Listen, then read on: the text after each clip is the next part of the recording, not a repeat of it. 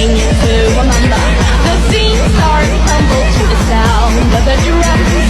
Oh boy, there ain't no need to fight a silent ring.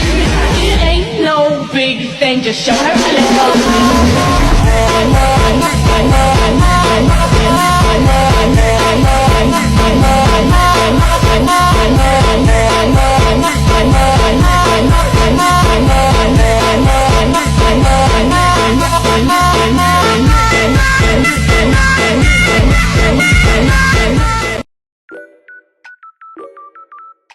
Perencanaan atau planning merupakan proses of setting objectives and determining what should be done to accomplishment atau proses penetapan tujuan dan hal yang sebaiknya dilakukan untuk mencapai tujuan tersebut. Merencanakan pada dasarnya merupakan proses penentuan kegiatan yang akan dilakukan di masa depan. Kegiatan ini bertujuan untuk mengatur berbagai sumber daya agar hasil yang dicapai sesuai dengan yang diharapkan. Di dalam proses perencanaan ini, dirumuskan tindakan awal sebelum melakukan aktivitas dalam suatu organisasi. Perencanaan ini merupakan suatu penentu adanya perbedaan kinerja satu organisasi dengan organisasi lain dalam pelaksanaan rencana untuk mencapai tujuan dan menyatakan yang membuat perencanaan tersebut. Karena sesungguhnya perencanaan itu memberikan arah, mengurangi pengaruh, perubahan, menumbuhkan penyumbangan, dan menyusun ukuran untuk memudahkan proses-proses manajerial yang lain, terutama fungsi pengawasan. Di sini ada manfaat perencanaan. Yang pertama yaitu sebagai informasi keputusan yang tepat dan tepat untuk dilakukan. Artinya, perencanaan memberikan acuan dalam mempertimbangkan secara seksama tentang apa yang harus dilakukan dan bagaimana cara melaksanakannya. Yang kedua ada sebagai panduan kegiatan dan monitoring. Yang ketiga sebagai rantai koordinasi, yakni perencanaan mencegah kesalahpahaman tentang tujuan akhir dan mengembangkan kebutuhan-kebutuhan yang dirasakan maupun tidak dirasakan.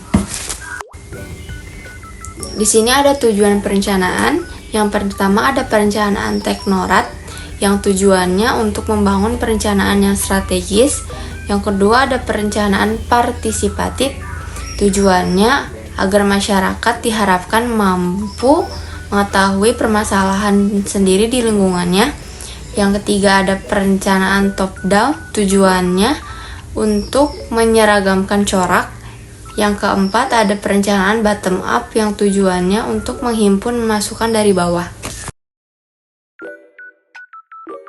Ruang lingkup perencanaan dibagi tiga. Yang pertama, ruang lingkup substantif. Dari segi substantif, perencanaan wilayah dan kota mencakup tiga lingkup perencanaan, yaitu perencanaan yang berkaitan dengan upaya pengembangan kemasyarakatan atau social planning, perencanaan yang berkaitan dengan pengembangan ekonomi atau economic planning, dan perencanaan dalam upaya pengembangan fisik atau physical planning.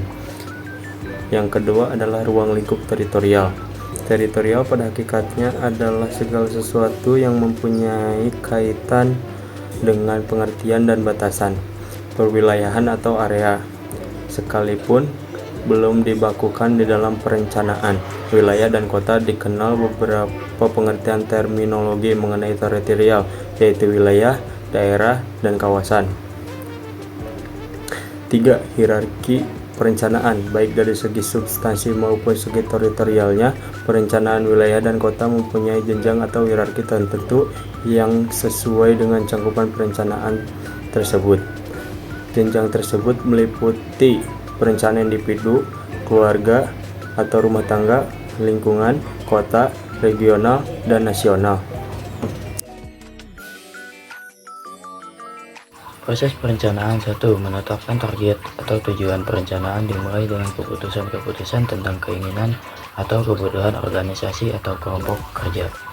2. Merumuskan keadaan saat ini, pemahaman akan posisi atau keadaan organisasi sekarang ini daripada tujuan yang hendak dicapai atau sumber daya yang tersedia untuk pencapaian tujuan merupakan hal yang sangat penting karena tujuan dan rencana menyangkut waktu yang akan datang.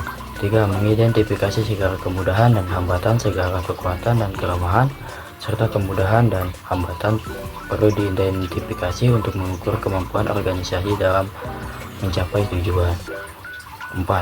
Pengembangan rencana atau serangkaian kegiatan untuk pencapaian tujuan tahap terakhir dalam proses perencanaan meliputi pengembangan berbagai alternatif kegiatan atau pencapaian tujuan, penilaian alternatif tersebut dan pemilihan alternatif terbaik di antara berbagai alternatif yang ada.